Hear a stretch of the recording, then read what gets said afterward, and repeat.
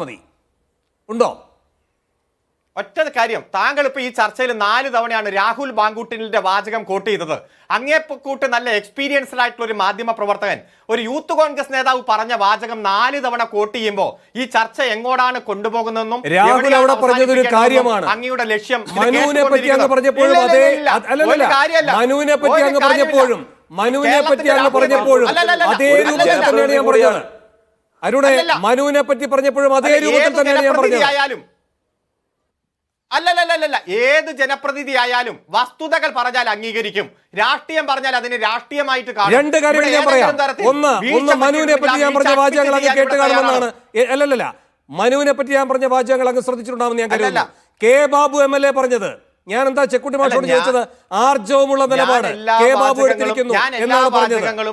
ഈ ചർച്ചയിൽ എല്ലാ വാചകങ്ങളും ഞാൻ ശ്രദ്ധിച്ചിട്ടുണ്ട്. ഏറ്റവും നിയമപരമായിട്ടുള്ള കാര്യങ്ങളാണ് നമ്മൾ ചർച്ച ചെയ്തത്.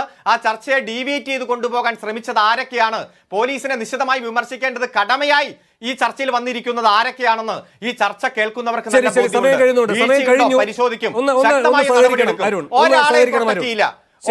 ഗവൺമെന്റ് പ്രൊട്ടക്ട് ചെയ്യില്ല. ശരി, ഈ പറയുന്ന കുട്ടികളുണ്ടല്ലോ, അഖിലയും അതുല്യയും പറഞ്ഞത്, എപ്പോഴും ഈ കേരളത്തിൽ പോലീസിന്റെ മനോവീര്യത്തെ പറ്റി പറയുന്ന മുഖ്യമന്ത്രി കേൾക്കണം. അത് അതുല്യ എന്ന കുട്ടി പറയുകയായിരുന്നു, കേരളത്തിലെ പോലീസ് സൂപ്പറാണ് എന്ന്.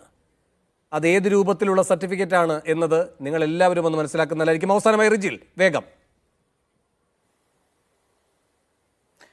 ശ്രീ വേണു, എനിക്ക് പറയാനുള്ള ഒറ്റൊരു കാര്യമുള്ളൂ.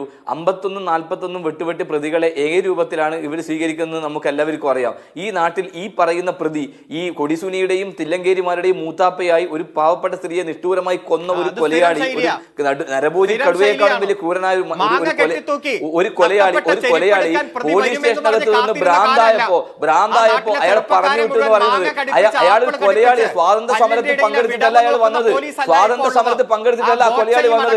ആ കൊലയാളിയെ പോലീസിന്റെ ഭാഗത്ത് സംരക്ഷണം കൊടുത്തു. ജനങ്ങൾക്ക് ബോധ്യമാകും. ഞാൻ പറയട്ടെ, റിട്ടയർഡ് പോലീസ് ഉദ്യോഗസ്ഥൻ പറഞ്ഞതുപോലെ പോലീസ് എടുക്കണം, നടപടി എടുക്കാതെ കേരളത്തിന്റെ പോലീസ് അത് ഈ കേരളം കാണുന്നുണ്ട്.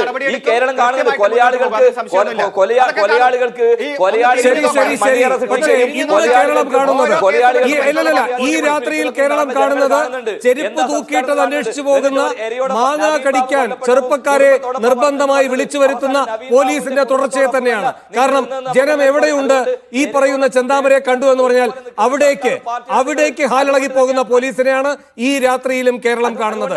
അതുകൊണ്ട് അതുല്യ പറഞ്ഞതാണ് ശരി, കേരളത്തിലെ പോലീസ് അരുണേ സൂപ്പറാണ്.